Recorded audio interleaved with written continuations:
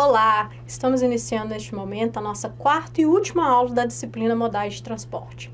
Nesta aula, nós iremos falar sobre os modais não convencionais. Nayara, por que você está chamando de modais não convencionais? Lembra que nós falamos que no Brasil, no mundo, existem 5 modais de transporte, que envolvem modais terrestres, aéreos, dentre outros? Veja, nós falamos do transporte rodoviário, aquaviário, que envolve o marítimo, o aéreo, o dutoviário e o ferroviário. Agora nós iremos falar de modais de transporte que já estão sendo utilizados no Brasil e no mundo e que advêm da quarta revolução industrial, da indústria 4.0. Então, neste momento, nós iremos falar de drones, robôs autônomos, dentre outros. Os principais modais de transporte, denominados como não convencionais, estão de encontro a essa nova tendência. Tem-se os drones e os veículos autônomos como os principais modais não convencionais. Os drones representam as aeronaves não tripuladas. O que seria aeronave não tripulada? Uma aeronave que não possui ninguém comandando ali. Não é como um avião, um helicóptero, que precisa de um piloto, de um copiloto. Ela é controlada por 3 eixos e não necessita do piloto embarcado, como eu falei. O desafio é o número de entregas e a quantidade de dimensão do produto.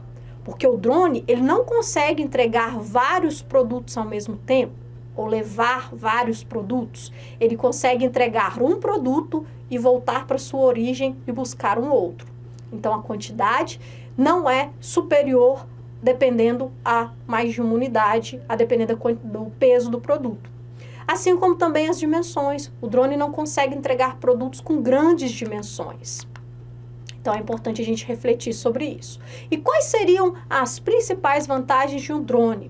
Não precisa de piloto embarcado, então é mais seguro, principalmente em relação a acidentes. Tá?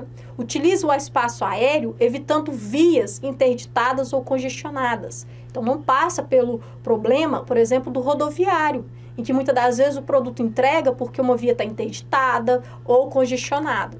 São mais rápidos do que os veículos terrestres. Só que ele não é mais rápido, por exemplo, dependendo do que um avião, né? E é claro que também o drone, ele não serve para você locomover, por exemplo, entre países, como o do Brasil é a União Europeia. Ele serve para pequenas distâncias. O custo por quilômetro é menor se comparado, por exemplo, com um caminhão. Mas nós não podemos subestimar ou negligenciar a importância dos caminhões, do rodoviário. E as desvantagens? Bom, a gente ainda não tem uma legislação e uma regulamentação a respeito do drone. Então, quando a gente fala, por exemplo, do transporte aéreo, nós temos uma agência nacional que regula. E ainda no Brasil não existe essa legislação específica. Nós temos também que imaginar que a nossa estrutura de internet, do espaço aéreo, ainda também não é adequada. Embora muitas empresas já estejam utilizando como projeto piloto. Nós temos também, como eu falei, a ausência da gestão específica, né? Que é a entrega porta a porta.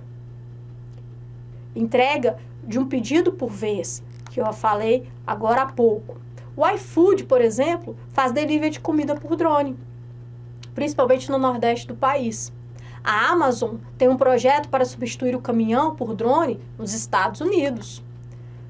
Nós temos a Matternet, que faz entregas no quintal de casa, principalmente em áreas rurais e suburbanas, longe dos centros industriais. E eles têm um ponto de coleta e envio. E eles transportam também amostras de exame, que muitas das vezes devem ser urgentes, né? A UPS, que é uma empresa norte-americana de entregas, realizou entregas da vacina contra a Covid-19 com embalagem de cadeia fria nos Estados Unidos. Então, existiu, além do drone, uma adaptação, cuja embalagem ela deve ser refrigerada por causa da temperatura necessária. Em 2023, as Forças Armadas da Ucrânia utilizaram drones para entregar água, auxiliados pelo rompimento da barragem. A empresa AGD.com utiliza também drones para entregas em regiões montanhosas ou remotas. Então veja que o drone, ele chega não somente para tirar fotos, filmar. Ele chega no Brasil e no mundo para atuar como também um modal de transporte rápido, porta a porta, a depender do tipo de produto, da quantidade e do seu peso.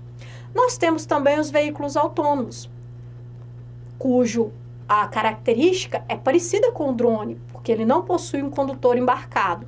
São aptos para transitar em ambientes diversos, através da inteligência artificial, de sensores e radares por controle autônomo. A Vale, por exemplo, utiliza caminhões autônomos no complexo de Carajás. Com isso, eles conseguem ganhar segurança, ganhos operacionais e também ambientais, porque reduz a questão principalmente de CO2 na atmosfera, por ter um controle mais adequado daquela utilização. Os caminhões eles possuem o dobro da altura e o triplo da largura de um convencional, com uma capacidade de 320 toneladas. Maior capacidade de carga e menor risco também de acidentes. Quais seriam as vantagens, então, dos veículos autônomos? A operação autônoma, que reduz 5% do consumo de combustível, como eu acabei de falar agora há pouco. Um aumento da vida útil dos equipamentos em 7%. Por quê?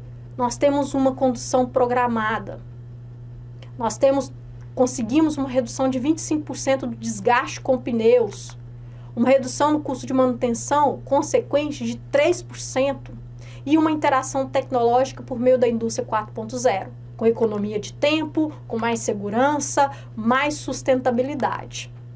Só que os veículos autônomos também possuem as suas desvantagens. Eles não são baratos, possuem uma complexa adesão quanto à legislação também e à infraestrutura, pode apresentar possíveis falhas de segurança com hackers acessar e controlar o sistema, possui uma complexidade maior na manutenção por se tratar de um veículo totalmente tecnológico. A manutenção ela pode se tornar mais cara por isso, porque não é qualquer mecânico que vai conseguir realizar a manutenção.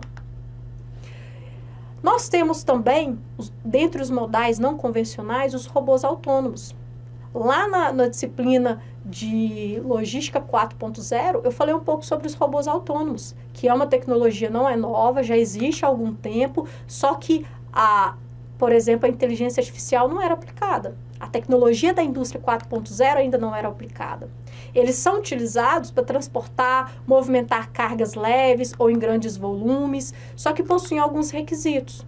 É preciso que você tenha uma planta digital do armazém de distribuição, para que essa planta seja colocada dentro do robô, para que ele consiga transitar ali, desviando, né, de pessoas, de prateleiras, de barreiras diversas, com sensores a partir de sensores avançados e softwares também desenvolvidos com a inteligência artificial. Então, a Amazon, em 2022, criou o Proteus. O robô ele transitava a partir de uma luz verde acesa. Se algo passa na frente dele, do feixe de luz, ele para automaticamente. A Federal Express, a FedEx, em 2019, criou um projeto de entregas autônomas em curtas distâncias. O SundayBot transporte pequenas cargas por vias públicas, com capacidade de desviar de pedestres, obstáculos, dentre outros.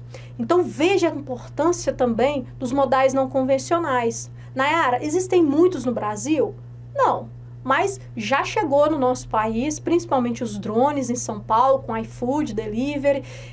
Já existem empresas que têm aplicado, utilizado os robôs autônomos que já existia, implantaram a tecnologia da indústria 4.0, tudo para melhorar processos, tudo para agilizar, para reduzir custos. Lembra que eu brinco sempre com os alunos, né? Custo é igual unha, sempre deve ser cortado.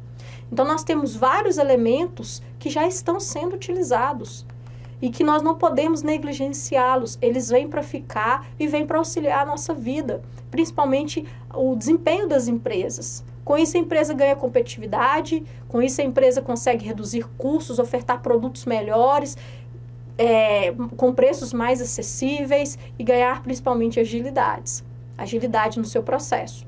Então, é importante que a gente comece mesmo a refletir sobre esses modais não convencionais, que daqui a pouco eles vão deixar de ser chamados também de não convencionais. Eles serão classificados como convencionais. Porque quanto mais as indústrias, as empresas utilizarem, maior será a sua abrangência. E mais eles ficarão, né, dentro da nossa matriz de transporte. E é possível, sim, que outros modais de transporte sejam utilizados em conjunto. E não significa que outros modais, como, por exemplo, o ferroviário, será substituído. Ele tem a sua presença e a sua importância estratégica, assim como os dutos, assim como o navio, o barco. Não existe uma substituição, existe uma complementariedade. Então é importante que a gente reflita sobre isso e que a gente pense em que caminho nós queremos seguir.